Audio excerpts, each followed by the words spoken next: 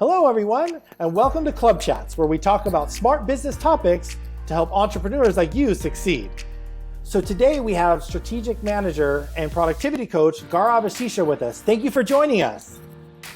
Thank you so much, Anthony, for having me. I'm super excited to be part of this conversation, and hopefully we can share a lot of valuable inputs we can make the meetings really successful. I agree. That's what we're here for today. Yeah. So to get started, why don't you tell us a little bit about yourself? Right now, I work in London in a sales startup, SaaS startup company where I manage the sales team. And on top of that, I also have my side business.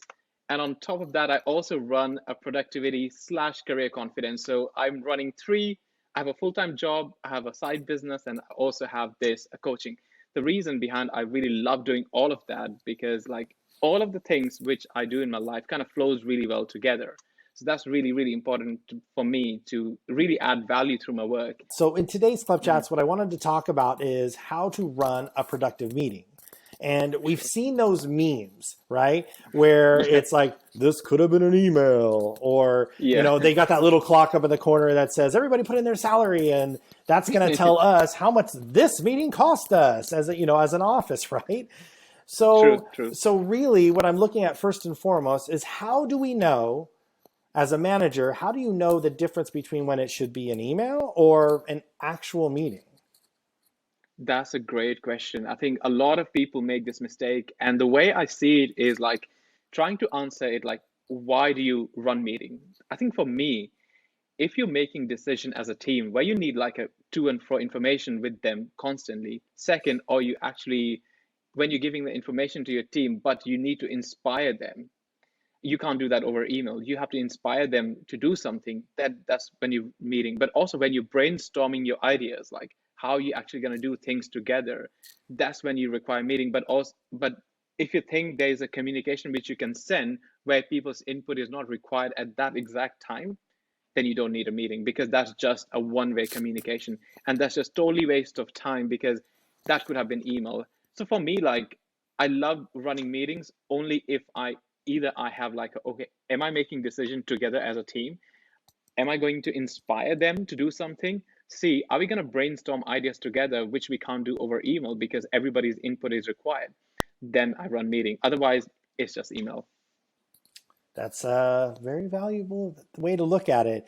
I know that I've probably had meetings with people that should have been just an email. And I also know that I've done the opposite where I probably should have had the meeting and I should not have sent that email. True. Now that the team has committed to the meeting, as the manager, how do we prepare to make sure that we're getting the most productivity out of the meeting and also getting it from the attendees?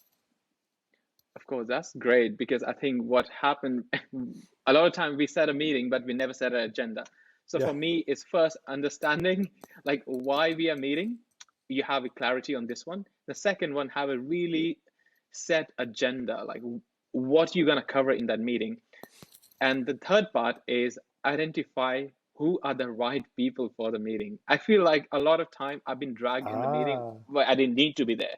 And a lot of time you have been in the meeting and like, okay, I should have been that meeting, but why I'm not invited. So I think like identifying the right people for the meeting is so important because that's really going to make or break the meeting. You have a wrong audience, not worth it.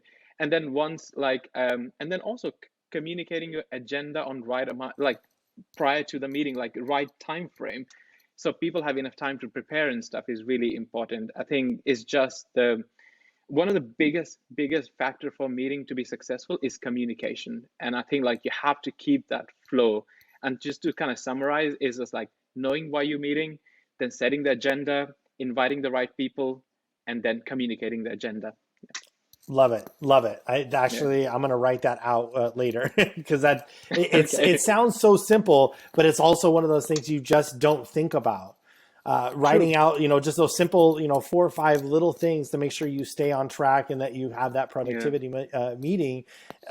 Otherwise, you just sit there and you can kind of ramble on. And I know me, like I love to talk sometimes, so I need to make sure that I know what it is that I'm doing. So now you call this meeting, and then how much preparation should you do for the meeting? And then also, as a side note to that, I'm an attendee. You've called me to this meeting. How much preparation should I do for that? That's awesome question. I think one of the things which the reason meetings are not productive is lack of that communication, which you pointed out. So the way you think, like first, once you know what is a meeting is for, then you know exactly how much prep is required. So let's say you want everybody to be involved in the meeting to make decision for a product launch, and everybody needs to read the brief and understand all the strategies and stuff. In that instant, you need to give them at least 3 to 4 days, right, to have that prep done. And then if it's a meeting where you just need people to inspire, communicate, or share things, but you need them to be have some sort of feeling out of that, then you don't need to give them long. So Mm-hmm. once you know that exactly what is the agenda for the meeting, then it becomes so much easier. And I think as a person who is running the meeting, you should know like why. I have a checklist where I actually make it before the meeting. Like, oh, have I prepped for the meeting? Or have I read the brief? Have I done all of that things required? And I go through a checklist at least 2 days before, but I also check it on a day.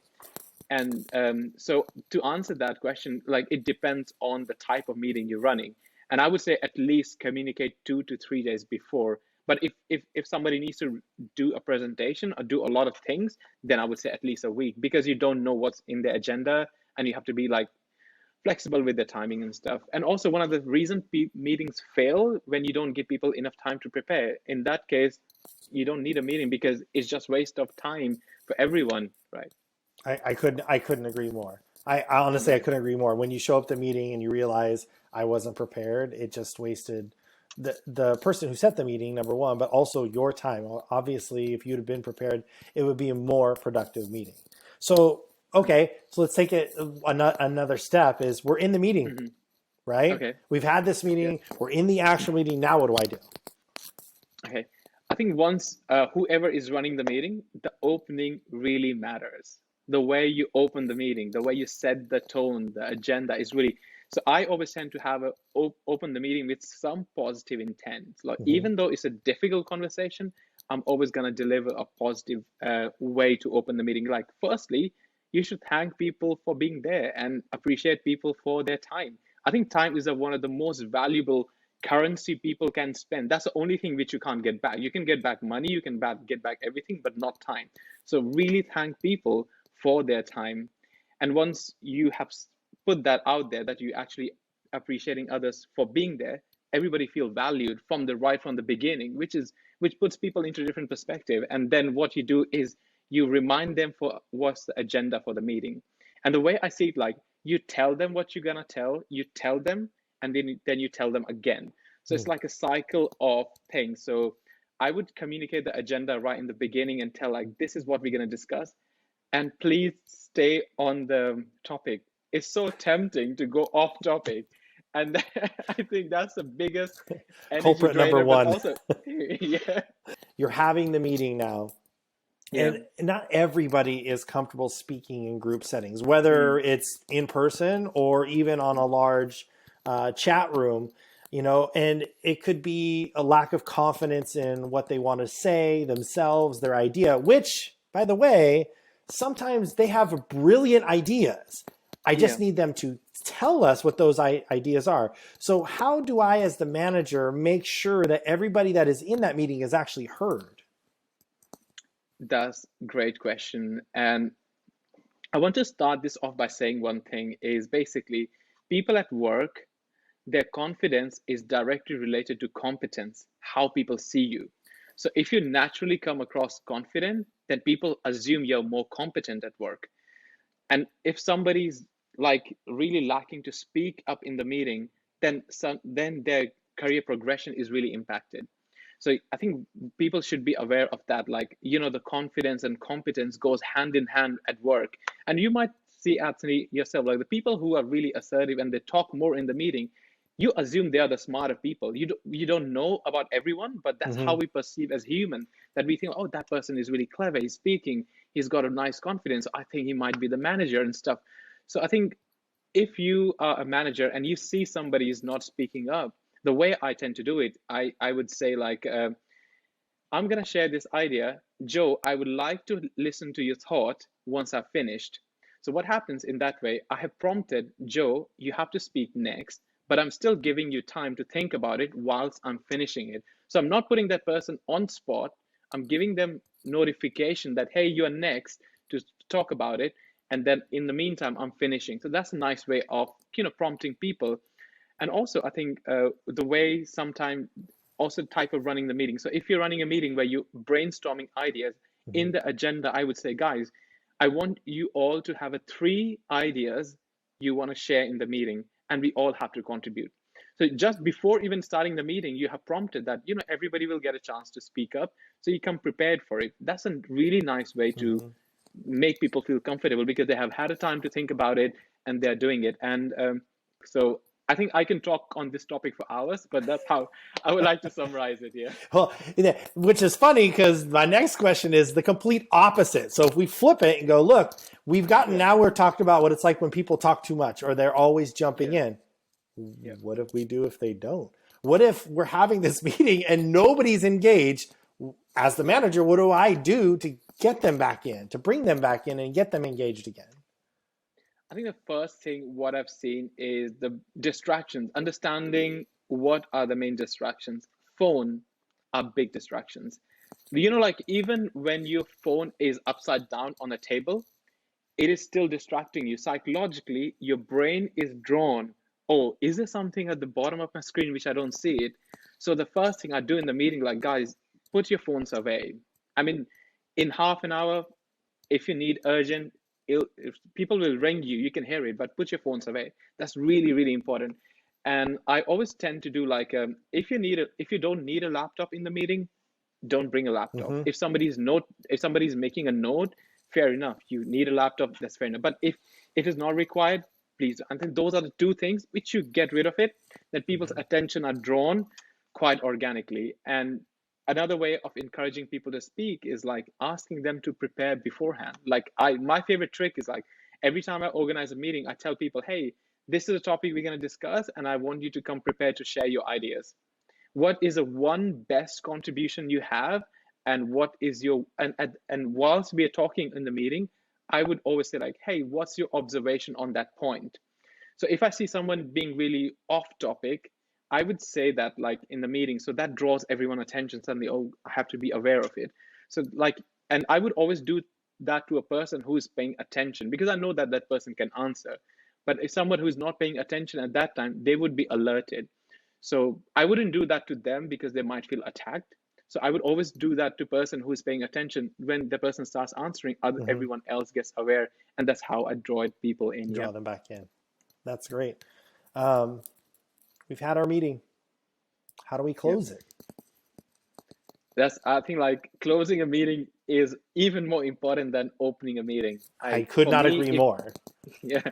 And if you don't close a meeting, the whole point of discussing could go out of window. So the first thing I do when we close a meeting, like really summarize what we discussed, what are the action points, and who is responsible for those action points. That's really, really important, like aligning on all of that. And the second point is how we communicate those action points. Is it going to be email? Who is taking responsibility of that?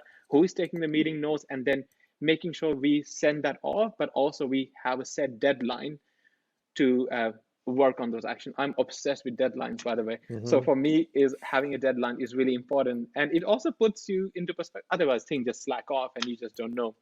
And the third and the most important part, a lot of leaders and a lot of people don't do, is they run the meeting, but they never ask for people's feedback. And what I do at the end of every meeting, I say like, hey guys, what was the thing which you really enjoyed?